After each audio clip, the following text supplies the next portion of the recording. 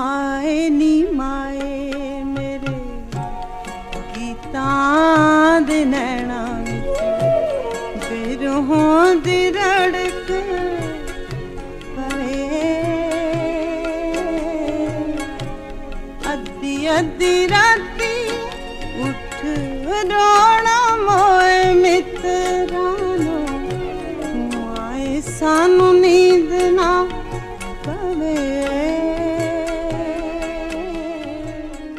ਗੀਤ ਸਾਡੀ ਜ਼ਿੰਦਗੀ ਵਿੱਚ ਰਸ ਭਰਦੇ ਹਨ, ਇਸ ਨੂੰ ਅਰਥ ਭਰਪੂਰ ਬਣਾ ਦਿੰਦੇ ਹਨ। ਜੇਕਰ ਜ਼ਿੰਦਗੀ ਵਿੱਚੋਂ ਗੀਤ ਮੰਨਫੀ ਕਰ ਦਈਏ ਤਾਂ ਇਹ ਅਰਥਹੀਨ ਹੋ ਜਾਂਦੀ ਹੈ।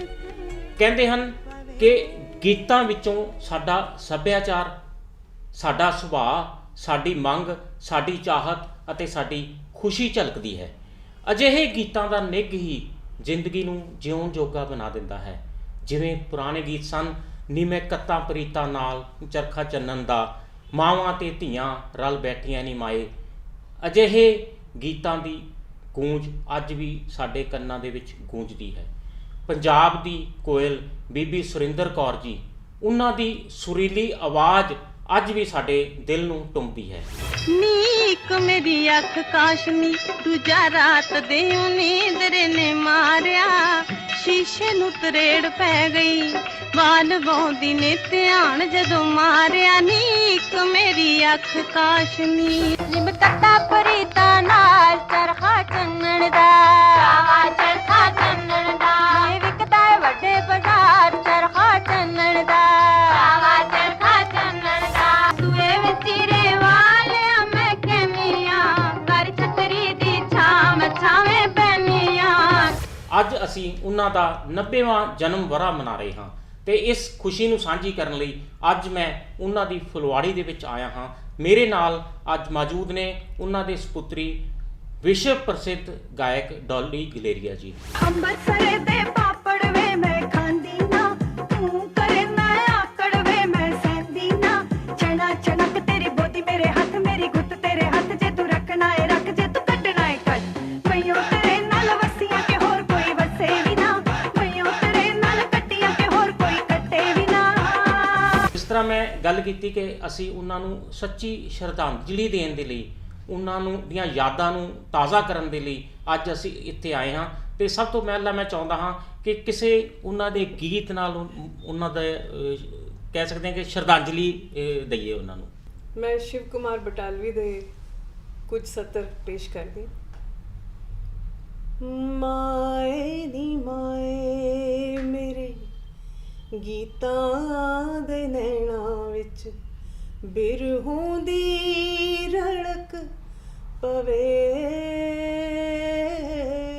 ਅੱਧੀ ਅੱਧੀ ਰਾਤੀ ਉੱਠ ਰੋਣਾ ਮੋਏ ਮਿੱਤਰਾਨੋ ਮਾਏ ਸਾਨੂ ਨੀਂਦ ਨਾ ਪਵੇ। ਮਾਏ ਨੀ ਮਾਏ ਮੇਰੇ ਗੀਤਾਂ ਦੇ ਨੈਣਾ ਵਿੱਚ ਬਿਰਹੋਂ ਦੀ ਰੜਕ ਪਵੇ।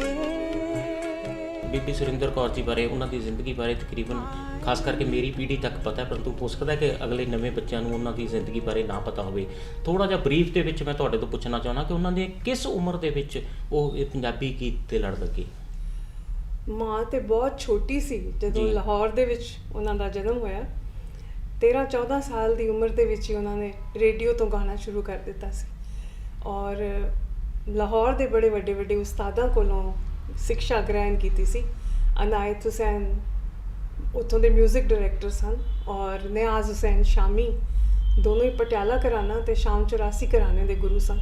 ਉਹਨਾਂ ਕੋਲੋਂ ਤਾਲੀਮ ਲਈ ਔਰ ਫਿਰ ਬਕਾਇਦਾ ਇਸ ਫੀਲਡ ਦੇ ਵਿੱਚ ਆ ਗਈ। ਔਰ ਫਿਰ ਇੱਕ ਵਾਰੀ ਜਦੋਂ ਰੇਡੀਓ ਤੇ ਗਾਈ ਤੇ ਸਾਰਿਆਂ ਨੂੰ ਉਹਦੀ ਆਵਾਜ਼ ਇੰਨੀ ਪਸੰਦ ਆਈ ਕਿ ਉਹ ਬੱਚਿਆਂ ਦੇ ਪ੍ਰੋਗਰਾਮ ਵਿੱਚ ਗਈ ਸੀ ਤੇ ਉਹਨੂੰ ਜਨਰਲ ਪ੍ਰੋਗਰਾਮ ਦੇ ਵਿੱਚ ਲੈ ਲਿਆ ਗਿਆ ਔਰ ਉਹ ਫਿਰ ਬਕਾਇਦਾ ਸਾਰੇ ਗੀਤ ਜਿੰਨੇ ਵੀ ਨਵੀਂ ਪੀੜ੍ਹੀ ਦੇ ਗੀਤ ਸਨ, ਲੋਕ ਗੀਤ ਸਨ, ਉਹ ਉਹਨੇ ਗਾਣੇ ਸ਼ੁਰੂ ਕਰ ਦਿੱਤੇ। ਜੀ, ਤੁਹਾਨੂੰ ਕੋਈ ਯਾਦ ਹੈ ਜਾਂ ਮਾਤਾ ਜੀ ਤੋਂ ਗੱਲ ਪਤਾ ਲੱਗਿਆ ਹੋਵੇ ਕਿ ਕਿਹੜੇ ਵਰੇ ਦੇ ਵਿੱਚ ਉਹ ਜਿਹੜੇ ਪ੍ਰਸਿੱਧੀ ਪੂਰੀ ਖੱਟ ਗਏ ਸੀ ਵਿਸ਼ਵ ਦੇ ਵਿੱਚ? ਮਾਂ ਤੇ 1929 ਦੀ ਉਹਦੀ ਪੈਦਾਇਸ਼ ਸੀ ਤੇ ਜੀ। ਤੁਸੀਂ ਹਿਸਾਬ ਲਗਾ ਲਓ ਕਿ 1943 ਦੇ ਵਿੱਚ ਉਹ ਬਕਾਇਦਾ ਇੱਕ ਸਿੰਗਰ ਬਣ ਗਈ ਸੀ ਜੀ ਔਰ 13-14 ਸਾਲ ਦੀ ਸੀ। ਉਸ ਤੋਂ ਬਾਅਦ ਫਿਲਮਾਂ ਦੇ ਵਿੱਚ ਵੀ ਆਣਾ ਸ਼ੁਰੂ ਹੋ ਗਿਆ। बहारे जां फिजा बुलबुल के नगमे चांदनी रातें हर एक शय आने वाली आ गई क्या तुम ना आओगे उम्मीदों पर उदासी छा गई क्या तुम ना आओगे हम दिल की धड़कन की लय पर फुर्सत के गाने गाते हैं जिनको हम भूल नहीं सकते हो हमको कब याद आते हैं। ਤੁਸੀਂ ਬਚਪਨ ਤੋਂ ਉਹ ਪੰਜਾਬੀ ਸੰਗੀਤ ਨਾਲ, ਪੰਜਾਬੀ ਵਿਰਸੇ ਨਾਲ, ਪੰਜਾਬੀ ਸੱਭਿਆਚਾਰ ਨਾਲ, ਉਹ ਰੀਤੀ ਰਿਵਾਜਾਂ ਨਾਲ, ਸਾਰੇ ਉਹ ਗੀਤਾਂ ਦੇ ਕਰਕੇ ਉਸ ਨਾਲ ਜੁੜੇ ਹੋਏ ਹੋ। ਕੀ ਤੁਸੀਂ ਸੋਚਦੇ ਹੋ ਕਿ ਜਿਹੜਾ ਗੀਤ ਹੈ ਇੱਕ ਮਨੁੱਖੀ ਮਨ ਦਾ ਇੱਕ ਹੁਲਾਰਾ ਹੁੰਦਾ ਹੈ? ਬਿਲਕੁਲ, ਕਿਉਂਕਿ ਮੈਂ ਆਪਣੀ ਮਾਂ ਨੂੰ ਲੋਕ ਗੀਤ ਬਹੁਤ ਗਾਉਂਦਿਆਂ ਸੁਣਿਆ। ਜੀ ਸ਼ੁਰੂਆਤ ਉਹਨਾਂ ਦੇ ਕੈਰੀਅਰ ਦੀ ਲੋਕ ਗੀਤਾਂ ਤੋਂ ਹੀ ਹੋਈ ਸੀ। ਉਸ ਤੋਂ ਬਾਅਦ ਫਿਰ ਵੱਡੇ ਰਾਈਟਰਸ ਦੇ ਗੀਤ ਗਾਣੇ ਸ਼ੁਰੂ ਕੀਤੇ, ਸਾਹਿਤਿਕ ਸ਼ੁਰੂ ਕੀਤਾ ਕੰਮ। ਪ੍ਰੋਫੈਸਰ ਮੋਹਨ ਸਿੰਘ, ਸ਼ਿਵ ਕੁਮਾਰ ਬਟਾਲਵੀ, ਅੰਮ੍ਰਿਤਾ ਪ੍ਰੀਤਮ, ਡਾਕਟਰ ਹਰਭਜਨ ਸਿੰਘ, ਇਹਨਾਂ ਦੀ ਹੈਵੀ ਪੋਇਟਰੀ ਜਿਹੜੀ ਸਾਹਿਤਿਕ ਕਹੀ ਜਾਂਦੀ ਉਹ ਬਾਅਦ ਵਿੱਚ ਆਈ। ਪਰ ਜਿਹੜੇ ਪਹਿਲਾਂ ਗੀਤ ਲੋਕ ਗੀਤ ਗਾਏ ਸਨ ਉਹ ਘਰਾਂ ਦੇ ਵਿੱਚ ਗਾਏ ਜਾਣ ਵਾਲੇ ਜੀ। ਔਰ ਇੱਕ ਐਸੀ ਪ੍ਰਥਾ ਚੱਲੀ ਲੋਕ ਗੀਤਾਂ ਦੀ ਜਿਹੜੀ ਕਿ ਅੱਜ ਤੱਕ ਕਾਇਮ ਹੈ। ਬਿਲਕੁਲ। ਕੋਈ ਇਸ ਤਰ੍ਹਾਂ ਦਾ ਕੋਈ ਗੀਤ ਹਾਂਜੀ। ਜ਼ਰੂਰ ਸੁਣਨਾ ਚਾਹਾਂਗਾ। ਸਾਡਾ ਚਿੜੀਆਂ ਦਾ ਚੰਬਾ ਵੇ ਬਾਬਲ ਅਸਾਂ ਉੱਡ ਜਾਣਾ ਤੇਰੀਆਂ ਮਹਿਲਾਂ ਦੇ ਵਿੱਚ ਵੇ ਬਾਬਲ ਖੇਡਾਂ ਕੌਣ ਖੇਡੇ ਮੇਰੀਆਂ ਖੇਡਣ ਪੋਤਰੀਆਂ ਧੀਏ ਕਰ ਜਾਪਣ ਸਾਡਾ ਚਿੜੀਆਂ ਦਾ ਚੰਬਾ ਵੇ ਬਾਬਲ ਅਸਾਂ ਉੱਡ ਜਾਣਾ। ਬਹੁਤ ਸਾਰੇ ਗੀਤ ਹੈ ਜਿਹੜੇ ਅਰਥਹੀਨ ਹੁੰਦੇ ਆ। ਕੀ ਤੁਸੀਂ ਸੋਚਦੇ ਹੋ ਕਿ ਜਿਹੜੇ ਪੁਰਾਣੇ ਗੀਤ ਸੀ ਉਹ ਇੱਕ ਰਿਸ਼ਤਿਆਂ ਦਾ ਮਿਲਾਪ ਦਰਸਾਉਂਦੇ ਸੀ? ਇਹਦੇ ਵਿੱਚ ਕੋਈ ਸ਼ੱਕ ਹੀ ਨਹੀਂ ਹੈ ਕਿ ਅਸੀਂ ਇਹਨਾਂ ਗੀਤਾਂ ਨੂੰ ਮੁੜ ਕੇ ਗਾ ਕੇ ਹੁਣ ਮਾਮਾ ਨੂੰ ਗਿਆ ਹੀ ਇੰਨੇ ਸਾਲ ਹੋ ਗਏ ਨੇ ਜੀ। ਔਰ 70 ਸਾਲ ਉਹਦੇ ਗੀਤ ਸਾਡੇ ਹਿੰਦੁਸਤਾਨ ਕੀ ਸਾਰੀ ਦੁਨੀਆ ਦੇ ਵਿੱਚ ਚੱਲਦੇ ਰਹੇ ਨੇ। ਉਹਨਾਂ ਗੀਤਾਂ ਦੇ ਵਿੱਚ ਇੱਕ ਜਿਹੜੀ ਸਾਰੇ ਲੋਕਾਂ ਦੀ ਸ਼ਮੂਲੀਅਤ ਹੋ ਜਾਂਦੀ ਸੀ, ਇੱਕ ਸਾਂਝ ਪੈ ਜਾਂਦੀ ਸੀ, ਇੱਕ ਪਰਿਵਾਰਿਕ ਸਾਂਝ ਪੈ ਜਾਂਦੀ ਸੀ। ਤੁਹਾਡੀ ਤੇ ਬੀਬੀ ਸੁਰਿੰਦਰ ਕੌਰ ਜੀ ਦੀ ਮਾਵਾਂ ਧੀਆਂ ਦੀ ਦੋਸਤੀ ਕਿਵੇਂ ਸੀ? ਮੇਰੀ ਮਾਂ ਮੇਰੀ ਬੈਸਟ ਫਰੈਂਡ ਸੀ, ਜੀ। ਮੇਰੀ ਸਹੇਲੀ ਵੀ ਸੀ, ਅਸੀਂ ਲੜਦੀਆਂ ਵੀ ਸੀ, ਅਸੀਂ ਆਪਸ ਦੇ ਵਿੱਚ ਬਹੁਤ ਕੁਝ ਸਾਂਝਾ ਕਰਦੀਆਂ ਸੀ। ਜਦੋਂ ਮੈਂ ਪ੍ਰੋਫੈਸ਼ਨ ਦੇ ਵਿੱਚ ਬਾਅਦ ਵਿੱਚ ਆਈ, ਪਹਿਲਾਂ ਤੇ ਮੈਂ ਪੜ੍ਹਾਈ ਦੇ ਵਿੱਚ ਲੱਗੀ ਸੀ, ਫਿਰ ਸ਼ਾਦੀ ਹੋ ਗਈ। ਸ਼ਾਦੀ ਤੋਂ ਬਾਅਦ ਮੈਂ ਪ੍ਰੋਫੈਸ਼ਨ ਵਿੱਚ ਆਈ ਤੇ ਜਦੋਂ ਮਾਂ ਦੇ ਨਾਲ ਸ਼ੋਜ਼ ਤੇ ਜਾਣਾ ਸ਼ੁਰੂ ਕੀਤਾ ਤੇ ਇੱਕ ਸਾਡੀ ਇੱਕ ਇਸ ਤਰ੍ਹਾਂ ਦੀ ਦੋਸਤੀ ਬਣ ਗਈ ਕਿ ਮਾਂ ਆਪਣੇ ਦਿਲ ਦੀਆਂ ਗੱਲਾਂ, ਆਪਣੇ ਗੀਤਾਂ ਦੀਆਂ ਕਹਾਣੀਆਂ ਮੈਨੂੰ ਸੁਣਾਉਂਦੀ ਸੀ।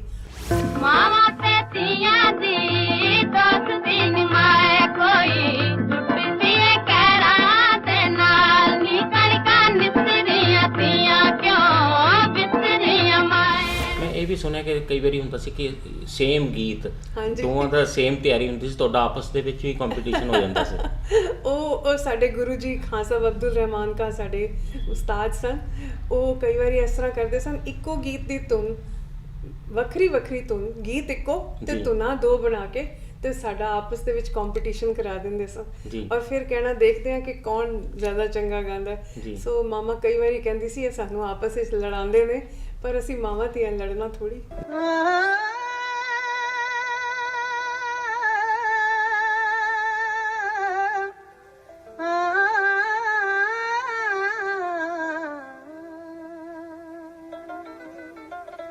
ਸ਼ਾਵਾ ਕੁੰਡ ਚੁੱਕ ਕੇ ਓਏ ਹੋਏ ਕੁੰਡ ਚੁੱਕ ਕੇ ਜਾਂ ਕਿਕਲੀ ਮੈਂ ਪਾਈ ਰਾਤ ਨੂੰ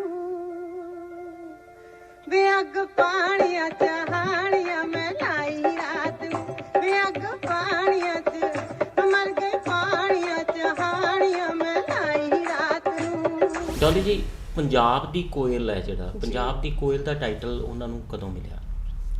ਪੰਜਾਬ ਦੀ ਕੋਇਲ ਅਸਲ ਵਿੱਚ ਤੇ ਸਰਦਾਰ ਪ੍ਰਤਾਪ ਸਿੰਘ ਕੈਰੋਂ ਨੇ ਜੀ ਮਾਂ ਨੂੰ 1960 ਜਦੋਂ ਚੰਡੀਗੜ੍ਹ ਬਣਿਆ ਸੀ ਔਰ ਉਹ ਇੱਥੋਂ ਦੇ ਪੰਜਾਬ ਦੇ ਸੀਐਮ ਬਣੇ ਸਨ, ਉਹਨਾਂ ਨੇ ਮਾਂ ਨੂੰ ਪੰਜਾਬ ਦਾ ਇੱਕ ਰਿਪਰੈਜ਼ੈਂਟੇਟਿਵ ਬਣਾ ਕੇ ਹਮੇਸ਼ਾ ਗੱਲਬਾਤ ਕਰਨੀ, ਡੈਲੀਗੇਸ਼ਨਸ 'ਤੇ ਜਾਣਾ।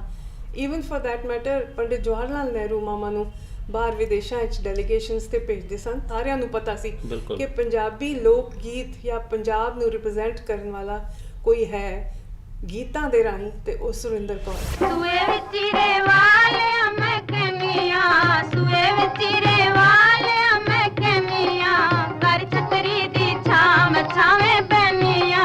ਮੈਂ ਉਹਦੀ ਧੀ ਹਾਂ, ਪਰ ਮੈਨੂੰ ਪਤਾ ਹੈ ਕਿ ਮਾਂ ਵਰਗੀ ਆਵਾਜ਼ ਦੁਬਾਰਾ ਪੰਜਾਬ ਦੇ ਵਿੱਚ ਨਹੀਂ ਆਈ। ਸੋ ਉਹ ਸੱਚੀ ਮੁੱਚੀ ਇੱਕ ਕੋਇਲ ਦੀ ਆਵਾਜ਼ ਸੀ। ਖੜ ਜਾਂਦੇ ਰਾਹੀ, ਖੜ ਜਾਂਦੇ ਰਾਹੀ, ਖੜ ਜਾਂਦੇ ਰਾਹੀ, ਖੜ ਜਾਂਦੇ ਰਾਹੀ ਮੇਰੀ ਸੁਣ ਕੇ ਆਵਾਜ਼ ਵੇ, ਸੋਨੇ ਤੇ ਸੁਹਾਗਾ ਪੈਰੀ ਜਾਂਜਰਾਂ ਦਾ ਸਾਜ਼ ਵੇ, ਸੋਨੇ ਤੇ ਸੁਹਾਗਾ ਪੈਰੀ ਜਾਂਜਰਾਂ ਦਾ ਸਾਜ਼ ਵੇ। ਉਹ ਗੁੱਤ ਸਪਣੀ ਦੀ ਬਣ ਗਈ ਦੁਹਾਈ, ਰਾਤ ਨੂੰ ਅੱਗ ਪਾਣੀਆਂ ਜਹਾਨੀਆਂ ਮੈਂ ਆਈ ਰਾਤ ਨੂੰ। ਸਰਦਾਰ ਪ੍ਰਤਾਪ ਸਿੰਘ ਕੈਰੋਂ ਨੇ ਮਾਂ ਨੂੰ ਇਹ ਖਿਤਾਬ ਦਿੱਤਾ ਸੀ। ਜਿਸ ਤਰ੍ਹਾਂ ਤੁਸੀਂ ਗੱਲ ਕੀਤੀ ਕਿ ਉਹਨਾਂ ਨੇ ਇੱਕ ਤਰ੍ਹਾਂ ਦਾ ਬ੍ਰਾਂਡ ਐਂਬੈਸਡਰ ਬਣਾਇਆ ਸੀ ਹਾਂਜੀ, ਸੱਭਿਆਚਾਰ ਦੇ ਵਿੱਚ ਨਵੀਂ ਪੀੜ੍ਹੀ ਨੂੰ ਇੱਕ ਸੁਨੇਹਾ ਦੇਣ ਦੇ ਲਈ। ਮੈਂ ਸੋਚਦਾ ਕਿ ਗੀਤ ਬਹੁਤ ਵੱਡਾ ਇੱਕ ਜ਼ਰੀਆ ਹੈ। ਬਿਲਕੁਲ। ਕੀ ਤੁਸੀਂ ਸੋਚਦੇ ਹੋ ਕਿ ਅੱਜ ਵੀ ਉਸ ਤਰ੍ਹਾਂ ਦੇ ਗੀਤਾਂ ਦੀ ਲੋੜ ਹੈ, ਉਸ ਤਰ੍ਹਾਂ ਦੇ ਗਾਇਕਾਵਾਂ ਦੀ ਅੱਗੇ ਆਉਣ ਦੀ ਲੋੜ ਹੈ, ਜਿਹਦੇ ਨਾਲ ਖਾਸ ਕਰਕੇ ਅਸੀਂ ਸੱਭਿਆਚਾਰ ਨੂੰ, ਪੁਰਾਣੇ ਰੀਤੀ ਰਿਵਾਜਾਂ ਨੂੰ, ਉਹਨਾਂ ਨੂੰ ਬਚਾਉਣ ਦੇ ਲਈ ਅਸੀਂ ਨਵੀਂ ਪੀੜ੍ਹੀ ਨੂੰ ਸੇਧ ਦੇ ਸਕਦੇ ਹਾਂ? ਬਿਲਕੁਲ ਬਿਲਕੁਲ, ਇਹ ਤੇ ਬਹੁਤ ਜ਼ਰੂਰੀ ਹੈ। ਤੇ ਮੈਂ ਸਮਝਦੀ ਹਾਂ ਸਰਕਾਰਾਂ ਨੂੰ ਇਹ ਇੱਕ ਠੋਸ ਕਦਮ ਉਠਾਉਣਾ ਚਾਹੀਦਾ ਹੈ ਕਿ ਗੀਤ ਉਹੋ ਹੀ ਦੁਨੀਆ ਦੇ ਅੱਗੇ ਪੇਸ਼ ਹੋਣੇ ਚਾਹੀਦੇ ਨੇ ਜਿਨ੍ਹਾਂ ਦਾ ਕੋਈ ਮਤਲਬ ਹੈ। ਵੇਖ ਮੇਰਾ ਕਿੱਦਾਂ ਲੋਕੀ ਹੋਏ ਮਖਮੂਰ ਵੇ, ਜੱਟਾਂ ਦੀਆਂ ਟਾਹਣੀਆਂ ਨੂੰ ਆ ਗਿਆ ਸਰੂਰ ਵੇ, ਜੱਟਾਂ ਦੀਆਂ ਟਾਹਣੀਆਂ ਨੂੰ ਆ ਗਿਆ ਸਰੂਰ ਵੇ। ਜਦੋਂ ਥੋੜੀ ਜਿਹੀ ਨੈਣਾ ਚੋਪੇ ਲਾਈ, ਰਾਤ ਨੂੰ ਮੈਂ ਅੱਗ ਪਾਣੀਆਂ ਜਹਾਨੀਆਂ ਮੈਂ ਲਾਈ ਰਾਤ ਨੂੰ। ਮੇਰੇ ਉਸਤਾਦ ਜੀ ਕਹਿੰਦੇ ਸਨ, ਸੰਗੀਤ ਕਰਨ ਰਸ ਹੈ, ਜਿਹੜਾ ਕੰਨਾਂ ਦੇ ਵਿੱਚ ਸੁਰ ਪੈਦਾ ਹੁੰਦਾ ਹੈ ਉਹ ਤੁਹਾਡੇ ਦਿਲ ਤੇ ਅਸਰ ਕਰਦਾ ਹੈ, ਤੇ ਉਹ ਇੱਕ ਵਾਰੀ ਦਿਲ ਤੇ ਅਸਰ ਕਰਦੀ ਹੈ ਜਿਹੜੀ ਚੀਜ਼ ਉਹ ਕਦੀ ਭੁੱਲਦੀ ਨਹੀਂ। ਬਿਲਕੁਲ। ਸੋ ਇੱਕ ਇਹੋ ਜਿਹੀ ਚੀਜ਼ ਹੋਣੀ ਚਾਹੀਦੀ ਹੈ ਸੰਗੀਤ ਦੇ ਰਾਹੀਂ ਕਿ ਉਹ ਦਿਲ ਤੇ ਅਸਰ ਕਰੇ। ਬਿਲਕੁਲ। ਸੋ ਉਹਨਾਂ ਗੀਤਾਂ ਨੂੰ ਗਾਉਣ ਵਾਲੇ ਉੱਠ ਕੇ ਆਉਣ।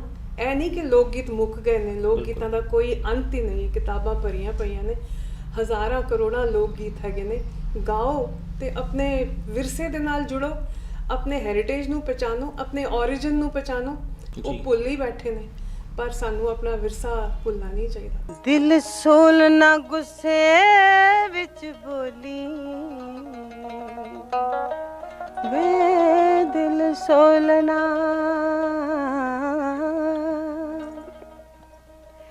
ਦਿਲ ਸੋਲਣਾ ਗੁੱਸੇ ਵਿੱਚ ਬੋਲੀ,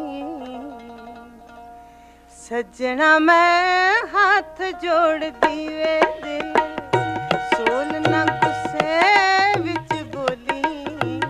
ਤੁਹਾਡੇ ਦਿਲ ਦੇ ਵਿੱਚ ਕੋਈ ਚਾਹਤ ਹੈ ਕਿ ਮੈਨੂੰ ਅੱਗੋਂ ਇਸ ਸੱਭਿਅਤਾ ਨੂੰ, ਪੰਜਾਬੀ ਵਿਰਸੇ ਨੂੰ ਬਚਾ ਕੇ ਰੱਖਣ ਲਈ ਕੋਈ ਖਾਸ ਉਪਰਾਲਾ ਕਰਨਾ ਚਾਹੀਦਾ ਜਾਂ ਸਰਕਾਰ ਤੋਂ ਨੂੰ ਸਹਾਇਤਾ ਦੇਣੀ ਚਾਹੀਦੀ ਹੈ? ਮੇਰਾ ਦਿਲ ਕਰਦਾ ਇੱਕ ਇਹੋ ਜਿਹੀ ਅਕੈਡਮੀ ਸਰਕਾਰ ਬਣਾਏ। ਸੁਰਿੰਦਰ ਕੌਰ ਦਾ ਨਾਂ ਤੇ ਕਦੀ ਖਤਮ ਨਹੀਂ ਹੋ ਸਕਦਾ। ਇੱਕ ਨਾਈਟਿੰਗੇਲ ਦੇ ਨਾਂ ਦੇ ਉੱਤੇ ਇੱਕ ਅਕੈਡਮੀ ਚੱਲੇ, ਇੱਕ ਇੰਸਟੀਟਿਊਸ਼ਨ ਚੱਲੇ, ਜਿਹਦੇ ਵਿੱਚ ਪੰਜਾਬੀ ਲੋਕ ਵਿਰਸੇ ਦੀ ਗੱਲਬਾਤ ਹੋਏ, ਲੋਕ ਗੀਤਾਂ ਦੀ ਗੱਲ ਹੋਏ, ਔਰ ਮੈਲੋਡੀ ਹੋਏ, ਸੁਰ ਸੰਗੀਤ ਹੋਏ। ਰੌਲਾ ਗੌਲਾ ਨਹੀਂ ਚਾਹੀਦਾ। ਰੌਲੇ ਦਾ ਕੀ ਹੈ, ਇੱਕ ਢੋਲ ਵਜਾਓ ਤੇ ਰੌਲਾ ਪੈ ਜਾਂਦਾ ਹੈ। ਔਰ ਸਾਡੇ ਪੰਜਾਬੀਆਂ ਦੀ ਪ੍ਰੋਬਲਮ ਹੈ ਕਿ ਜਿੱਥੇ ਢੋਲ ਵੱਜੇ ਅਸੀਂ ਉੱਥੇ ਨੱਚਣਾ ਸ਼ੁਰੂ ਕਰ ਦਿੰਦੇ ਹਾਂ, ਬਟ ਢੋਲ ਦੇ ਨਾਲ ਕੁਝ ਸੁਰ ਵੀ ਹੋਣਾ ਚਾਹੀਦਾ। ਫੁੱਲਾਂ ਵਰਗੀ ਮਹਿਕ ਜਈ ਕੀ ਬੀਹੀ ਵਿੱਚੋਂ ਆਏ, ਰਾਤ ਵਾਲਾ ਰੱਬ ਕਰਕੇ ਨੀ ਸੁਪਨਾ ਸੱਚਾ ਹੋ ਜਾਵੇ। ਚੁੱਲ੍ਹੇ ਮੋਰੇ ਬੈਠੀ ਦਾਨੀ ਮੇਰਾ, ਚੁੱਲ੍ਹੇ ਮੋਰੇ ਬੈਠੀ ਦਾਨੀ ਮੇਰਾ, ਅੰਗ ਅੰਗ ਨਸ਼ਿਆਇਆ ਨੀ ਉੱਠ ਵੇਖ ਨਨਾਨੇ ਜੀ ਦੀਆਂ ਜਿਹੜੀਆਂ ਭੈਣਾਂ ਸੀ ਉਹਨਾਂ ਦੇ ਮੇਰੇ ਖਿਆਲ ਕਈ ਗੀਤ ਆ ਜਿਹੜੇ ਇਕੱਠੇ ਜਿਹੜੇ ਗਏ ਉਹ ਵੀ ਬੜੇ ਮਸ਼ਹੂਰ ਹੋਏ। ਹਾਂਜੀ, ਛੋਟੀ ਮਾਸੀ ਮੇਰੀ ਨਰਿੰਦਰ ਕੌਰ ਬੜੀ ਸ਼ਰਾਰਤੀ ਹੁੰਦੀ ਸੀ। ਕਾਲਾ ਪਰਾਂਦਾ ਨਾਲ ਮੇਰੀਆਂ ਵੀ ਕਾਲੀਆਂ ਅੰਬਰੀ ਕਟਾਵਾ ਦਕਾਲੀਆਂ ਅੰਬਰੀ ਕਟਾਵਾ ਦਕਾਲੀਆਂ ਖੁਸ਼ੀ ਵਿੱਚ ਨੱਚਾਂ ਮੇਰੇ ਨਾਲ ਪਈਆਂ ਨੱਚਦੀਆਂ ਕੰਨਾਂ ਵਿੱਚ ਪਈਆਂ ਹੋਈਆਂ ਵਾਲੀਆਂ ਕੰਨਾਂ ਵਿੱਚ ਪਈਆਂ ਹੋਈਆਂ ਵਾਲੀਆਂ ਨੀ ਮੈਂ ਕੁਝ ਚੱਕਦੀ ਫਿਰਾਂ ਤੇ ਬੱਬਾ ਬਾਹਰ ਨੱਚਦੀ ਫਿਰਾਂ ਨਿਕਾਲੇ ਰੰਗ ਦਾ ਪਰਾਂਦਾ ਮੇਰੇ ਸੱਜਣਾ ਨੇ ਆਂਦਾ ਨੀ ਮੈਂ ਚੁੰਮ ਰੱਖਦੀ ਫਿਰਾਂ ਤੇ ਬੱਬਾ ਬਾਹਰ ਨੱਚਦੀ ਫਿਰਾਂ। ਢੋਲਕ ਦੇ ਉੱਤੇ ਚਮਚਾ ਵਜਾਈਦਾ ਸੀ ਜੀ। ਬਸ ਢੋਲਕ ਹੈ ਤੇ ਚਮਚਾ ਹੈ ਤੇ ਬਾਕੀ ਸਾਰੀਆਂ ਰਲ ਕੇ ਗਾ ਰਹੀਆਂ ਨੇ। ਜਿਸ ਤਰ੍ਹਾਂ ਤੁਸੀਂ ਗੱਲ ਕੀਤੀ ਢੋਲਕ ਦੀ ਚਮਚ ਦੀ ਜੀ। ਉਹਦੀ ਆਵਾਜ਼ ਦਾ ਮਜ਼ਾ ਹੀ ਵੱਖਰਾ ਸੀ। ਤੁਸੀਂ ਨਹੀਂ ਸੋਚਦੇ ਕਿ ਅੱਜ ਜਿਹੜੇ ਉਹ ਪੁਰਾਤਨ ਜਿਹੜੇ ਸਾਜ਼ ਹੈ ਉਹ ਮੇਰੇ ਕੋਲ ਬਿਲਕੁਲ ਹੀ ਅਲੋਪ ਹੋ ਗਏ। ਮੇਰੀ ਮਾਂ ਸਾਰੀ ਦੁਨੀਆ ਘੁੰਮਾਈ, ਪਤਾ ਨਹੀਂ ਕਿੰਨੇ ਚੱਕਰ ਉਹਨੇ ਦੁਨੀਆ ਦੇ ਲਾ ਲਏ, ਇੱਕ ਢੋਲਕ ਵਾਲਾ ਜੀ, ਇੱਕ ਮੈਂਡੋਲਿਨ ਵਾਲਾ ਤੇ ਇੱਕ ਹਾਰਮੋਨੀਅਮ। ਉਹ ਹਾਰਮੋਨੀਅਮ ਵੀ ਆਸਾ ਸਿੰਘ ਮਸਤਾਨਾ ਅੰਕਲ ਵਜਾਉਂਦੇ ਸਨ। ਜੀ। ਸੋ ਇਹ ਚਾਰ ਜਣੇ ਸਾਰੀ ਦੁਨੀਆ ਘੁੰਮਾਏ। ਪੰਜਾਬੀ ਗੀਤ, ਲੋਕ ਗੀਤ ਗਾਉਣ ਵਾਸਤੇ ਇੱਕ ਸਿਰਫ ਥਾਪ ਚਾਹੀਦੀ ਹੁੰਦੀ ਹੈ। ਸੁਰ ਤੁਹਾਡਾ ਆਪਣਾ ਹੈ, ਥਾਪ ਤੁਹਾਨੂੰ ਮਿਲਦੀ ਪਈ ਹੈ, ਜੋ ਮਰਜ਼ੀ ਗਾਈ ਜਾਓ। ਗੋਰੀ ਦੀਆਂ ਝਾਂਜਰਾਂ ਬੁਲਾਉਂਦੀਆਂ ਗਈਆਂ, ਗੋਰੀ ਦੀਆਂ ਗਲੀਆਂ ਦੇ ਵਿੱਚ ਡੰਡ ਪਾਉਂਦੀਆਂ ਗਈਆਂ, ਗੋਰੀ ਦੀਆਂ ਝਾਂਜਰਾਂ ਬੁਲਾਉਂਦੀਆਂ ਗਈਆਂ, ਗੋਰੀ ਦੀਆਂ ਅਥਰੀ ਜਵਾਨੀ ਗੱਲਾਂ ਫੇਰ ਦੱਸਦੀ ਮਾਈ ਗੁੱਸੇ ਹੋ ਗਿਆ ਨਾ ਗੱਲ ਬਸਦੀ ਰਾਜਾਂ ਦੇ ਰਾਈਆਂ ਨੂੰ ਸੁਣਾਉਂਦੀਆਂ ਗਈਆਂ, ਗੋਰੀ ਦੀਆਂ ਝਾਂਜਰਾਂ ਬੁਲਾਉਂਦੀਆਂ ਗਈਆਂ, ਗੋਰੀ ਦੀਆਂ। ਹੁਣ ਇਹਦੇ ਵਿੱਚ ਤੁਹਾਨੂੰ ਹਾਰਮੋਨੀਅਮ ਤੇ ਸਾਜ਼ ਤੇ ਕੀਬੋਰਡ ਇਹਦੀ ਲੋੜ ਕੀ ਹੈ? ਬਿਲਕੁਲ ਤੁਹਾਨੂੰ ਇੱਕ ਨਿਰੀ ਢੋਲਕ ਮਿਲ ਜਾਏ ਕਾਫੀ ਹੈ। ਜਿਸ ਤਰ੍ਹਾਂ ਮੈਂ ਜਾਣਦਾ ਕਿ ਤੁਹਾਡੇ ਜਿਹੜੇ ਹਸਬੈਂਡ ਸੀ ਕਰਨਲ ਸੀ ਆਰਮੀ 'ਚ, ਸ਼ਰਨਜੀਤ ਸਿੰਘ ਜੀ ਗੁਲੇਰੀਆ, ਤੇ ਉਹ ਬੜਾ ਇੱਕ ਡਿਫਰੈਂਟ ਫੀਲਡ ਸੀ, ਤੁਹਾਡਾ ਬਿਲਕੁਲ ਡਿਫਰੈਂਟ ਫੀਲਡ ਸੀ। ਤਾਲਮੇਲ ਕਿਸ ਤਰ੍ਹਾਂ ਬਣਦਾ ਰਿਹਾ? ਫੌਜੀਆਂ ਦੇ ਨਾਲ ਤਾਲਮੇਲ ਤੇ ਮੈਨੂੰ ਲੱਗਦਾ ਇੱਕ ਰੂਹਾਨੀ ਜੀ ਗੱਲ ਹੋਣੀ ਹੈ ਜੀ। ਮੈਨੂੰ ਫੌਜ ਦੀ ਯੂਨੀਫਾਰਮ ਬੜੀ ਚੰਗੀ ਲੱਗਦੀ ਹੁੰਦੀ ਸੀ। ਸੋ ਕੋਈ ਵੀ ਫੌਜੀ ਨੂੰ ਜੇ ਦੇਖਣਾ ਤੇ ਮੇਰੇ ਦਿਲ ਦੇ ਵਿੱਚ ਸ਼ਾਇਦ ਇੱਕ ਕੋਈ ਮੁਹੱਬਤ ਉਮੜਦੀ ਹੋਣੀ ਹੈ ਐਜ਼ ਅ ਯੰਗ ਗਰਲ ਕਿ ਇਹ ਬੰਦਾ ਬੜਾ ਸਮਾਰਟ ਲੱਗਦਾ। ਸੋ ਮੈਨੂੰ ਨਹੀਂ ਸੀ ਪਤਾ ਕਿ ਮੇਰੀ ਜ਼ਿੰਦਗੀ ਦੇ ਵਿੱਚ ਇੱਕ ਫੌਜੀ ਬੰਦਾ ਆ ਜਾਏਗਾ। ਔਰ 1965 ਦੀ ਵਾਰ ਹੋ ਕੇ ਹਟੀ ਸੀ ਔਰ ਮਾਂ ਨੇ ਇੱਕ ਗੀਤ ਗਾਇਆ ਸੀ ਰੇਡੀਓ ਤੇ ਜਿਹੜਾ ਮੈਨੂੰ ਬਹੁਤ ਚੰਗਾ ਲੱਗਦਾ ਸੀ। ਵਤਨ ਦੇ ਸਿਪਾਹੀਆ ਮੇਰੇ ਮਨ ਦੀ ਮਾਇਆ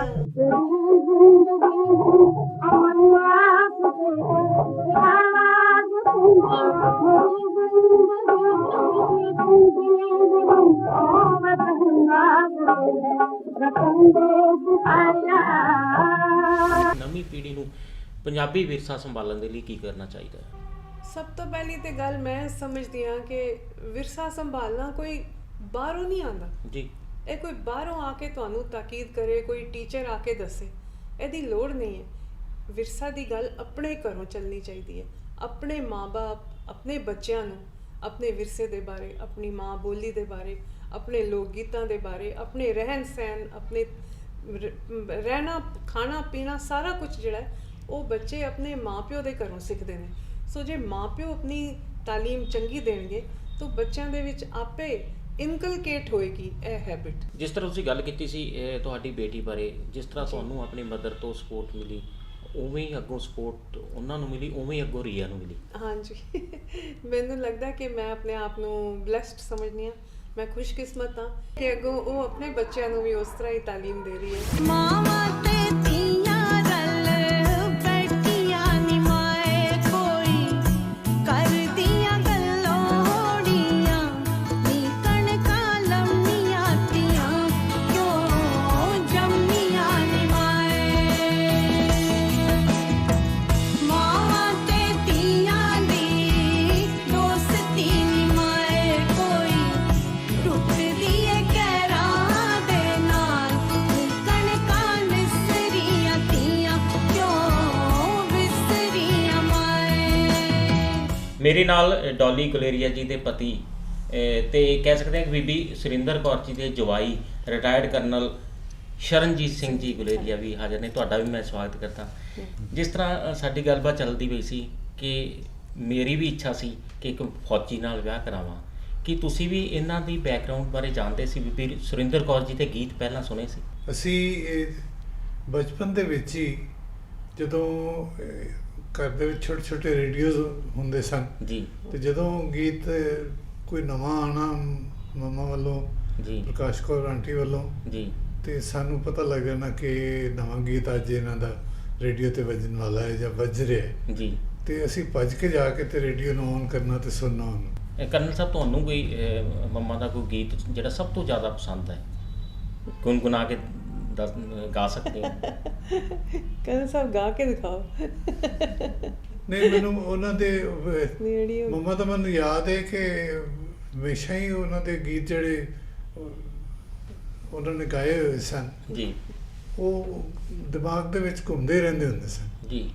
ਤੇ ਬਚਪਨ ਦੇ ਵਿੱਚ ਇਹ ਮੈਨੂੰ ਗਾਣਾ ਬੜਾ ਅੱਛਾ ਲੱਗਦਾ ਸੀ ਜਿਹੜਾ ਮੰਮਾ ਨੇ ਗਾਇਆ ਹੋਇਆ ਸੀ, ਨੀੜੀਓ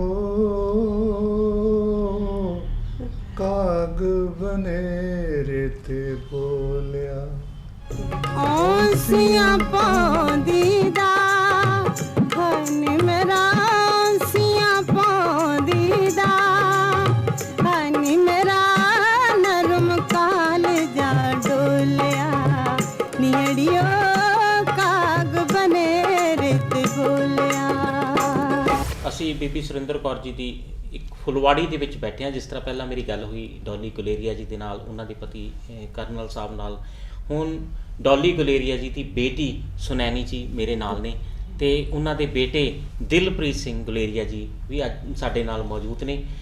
ਜਿਸ ਤਰ੍ਹਾਂ ਸੁਨੈਣੀ ਜੀ, ਮੈਂ ਤੁਹਾਡੇ ਤੋਂ ਸ਼ੁਰੂ ਕਰਦਾ। ਫਿਰ ਜਿਸ ਤਰ੍ਹਾਂ ਨੇ ਗੱਲ ਕੀਤੀ ਕਿ ਮੈਂ ਆਪਣੀ ਮਾਂ ਤੋਂ ਵਿਰਸਾ ਲਿਆ, ਉਸ ਤੋਂ ਬਾਅਦ ਸੁਨੈਣੀ ਜੀ ਕੋਲ ਗਿਆ, ਫਿਰ ਇੰਨਾ ਖੁਸ਼ੀ ਹੈ ਕਿ ਇਹਨਾਂ ਨੇ ਆਪਣੀ ਬੇਟੀ ਦੇ ਵਿੱਚ ਵੀ ਉਹ ਗੁਣ ਪਾਏ। ਹਾਂਜੀ, ਬਿਲਕੁਲ ਬਿਲਕੁਲ, ਇਹਦੇ 'ਚ ਕੋਈ ਸ਼ੱਕ ਨਹੀਂ ਜੀ। ਤੇ ਜਦੋਂ ਮੇਰੀ ਰੀਆ ਹੋਈ ਸੀ ਤੇ ਨਾਨੀ ਮਾਂ ਦਿੱਲੀੋਂ ਆਏ ਸਨ, ਜੀ, ਤੇ ਨਾਨੀ ਮਾਂ ਨੇ ਰੀਆ ਨੂੰ ਗੋਦੀ 'ਚ ਲੈ ਕੇ ਕਿਹਾ ਕਿ ਰੀਆ ਤੂੰ ਤੇ ਮੈਨੂੰ ਪੜ੍ਹਨਾਨੀ ਬਣਾਤਾ। ਜੀ। ਤੇ ਮੇਰੀ ਰੀਆ ਬੜੀ ਖੁਸ਼ਕਿਸਮਤ ਹੈ। ਇਨਾਂ ਅੱਖੀਆਂ ਚ ਪਾਵਾਂ ਕਿਵੇਂ ਕਜਲਾਵੇ,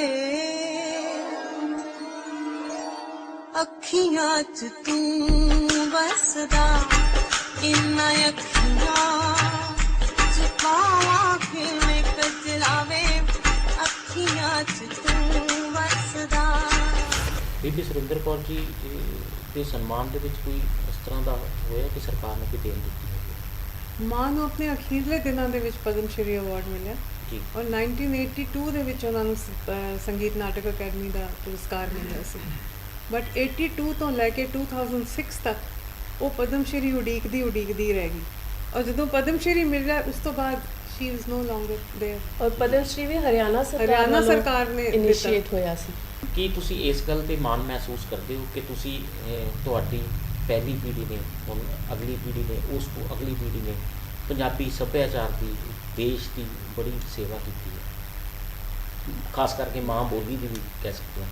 ਮੈਂ ਆਪਣੇ ਵਾਸਤੇ ਤੇ ਸਿਰਫ ਇਹੀ ਕਹਿ ਸਕਦੀ ਹਾਂ ਕਿ ਮੈਂ ਇਸ ਨਵਾਂ ਟ੍ਰੈਂਡ ਜਿਹੜਾ ਇੱਕ ਵੇਵ ਚੱਲੀ ਸੀ, ਪਹਿਲਾਂ ਡੂਇਟ ਗੀਤਾਂ ਦੀ ਚੱਲੀ ਸੀ ਵੇਵ, ਫਿਰ ਰੌਲਾ ਪਾਉਣ ਵਾਲੇ ਗੀਤਾਂ ਦੀ ਚੱਲੀ ਸੀ ਵੇਵ, ਫਿਰ ਨਿਰਾ ਹੀ ਢੋਲ ਧਮਾਕਾ ਹੋ ਗਿਆ, ਮੈਂ ਇਸ ਵੇਵ ਦੇ ਵਿੱਚ ਬਿਲਕੁਲ ਸ਼ਾਮਿਲ ਨਹੀਂ ਹਾਂ। ਹਟੋ ਨੀ ਸਹੇਲੀਓ, ਹਟਾਓ ਨਾ ਨੀ ਗੋਰੀਓ, ਅੱਗ ਲੱਗ ਜਾਓ ਲਾਗੇ ਆਓ ਨਾ ਨੀ ਸਾਰੀਓ, ਅੱਗ ਲੱਗ ਜਾਓ ਲਾਗੇ ਆਓ ਨਾ ਨੀ ਸਾਰੀਓ, ਮੈਨੂੰ ਮੈਨੂੰ ਨੀ ਮੈਨੂੰ ਅੱਗ ਦੇ ਭੁੱਕੇ ਵਾਂਗੂ ਮੱਚ ਲੈਣ ਦੇ ਨੀ ਮੈਨੂੰ ਜੋਰ ਦੇ ਵਿਆਹ ਵਿੱਚ, ਨੱਚ ਲੈਣ ਦੇ ਨੀ ਮੈਨੂੰ ਜੋਰ ਦੇ ਵਿਆਹ ਵਿੱਚ। ਦਿਲਪ੍ਰੀਤ ਵੀਰ, ਮੈਨੂੰ ਪਤਾ ਲੱਗਿਆ ਕਿ ਤੁਸੀਂ ਵੀ ਬਹੁਤ ਸੋਹਣਾ ਗਾਉਂਦੇ ਹੋ।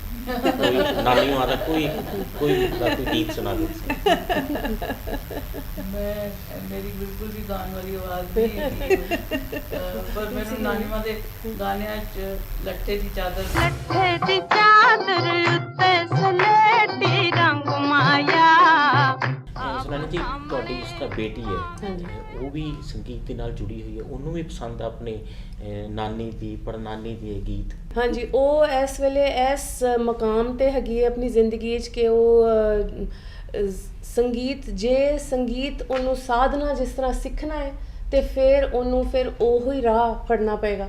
ਤੇ ਉਹ ਹਾਲੇ ਪੜ੍ਹਾਈ ਵਾਲੇ ਪਾਸੇ ਆਪਣੀ 12ਵੀਂ ਦੀ ਪੜ੍ਹਾਈ ਕਰਦੀ ਪਈ ਹੈ ਤੇ ਉਹ ਹਾਲੇ ਪੜ੍ਹਾਈ ਵਾਲੇ ਪਾਸੇ ਹਾਲੇ ਸ਼ਾਇਦ ਉਹਨੇ ਆਪਣੇ ਪ੍ਰੋਫੈਸ਼ਨ ਬਾਰੇ ਇੰਨਾ ਧਿਆਨ ਨਾਲ ਨਹੀਂ ਸੋਚਿਆ ਤੇ ਸਾਡੇ ਵੱਲੋਂ ਕੋਈ ਪ੍ਰੈਸ਼ਰ ਵੀ ਨਹੀਂ ਹੈਗਾ ਉਹਨੂੰ।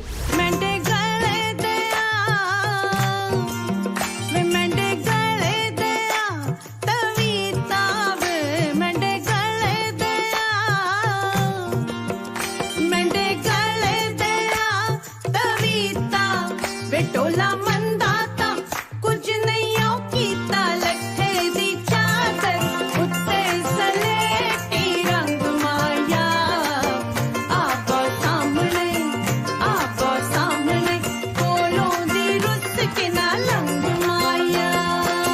ਅੱਜ ਮੈਨੂੰ ਬਹੁਤ ਖੁਸ਼ੀ ਹੈ ਕਿ ਅਸੀਂ ਪੰਜਾਬ ਦੀ ਕੋਇਲ ਬੀਬੀ ਸੁਰਿੰਦਰ ਕੌਰ ਜੀ ਦੀ ਫੁਲਵਾੜੀ ਦੇ ਵਿੱਚ ਬੈਠ ਕੇ ਉਹਨਾਂ ਦੇ 90ਵੇਂ ਜਨਮ ਵਰ੍ਹੇ ਨੂੰ ਸਮਰਪਿਤ ਇੱਕ ਬੈਠਕ ਕੀਤੀ ਅਤੇ ਬਹੁਤ ਸਾਰੀਆਂ ਪੁਰਾਣੀਆਂ ਯਾਦਾਂ ਨੂੰ ਤਾਜ਼ਾ ਕੀਤਾ। ਮੈਂ ਜਾਂਦੇ ਜਾਂਦੇ ਕਹਿਣਾ ਕਿ ਅਸੀਂ ਉਹਨਾਂ ਨੂੰ ਸ਼ਰਧਾਂਜਲੀ ਦਿੰਦੇ ਹੋਏ ਕੋਈ ਇਸ ਤਰ੍ਹਾਂ ਦਾ ਗੀਤ ਤੁਹਾਡੇ ਸਮੂਹ ਪਰਿਵਾਰ ਵੱਲੋਂ ਸੁਣਨਾ ਚਾਹੁੰਦੇ ਹਾਂ।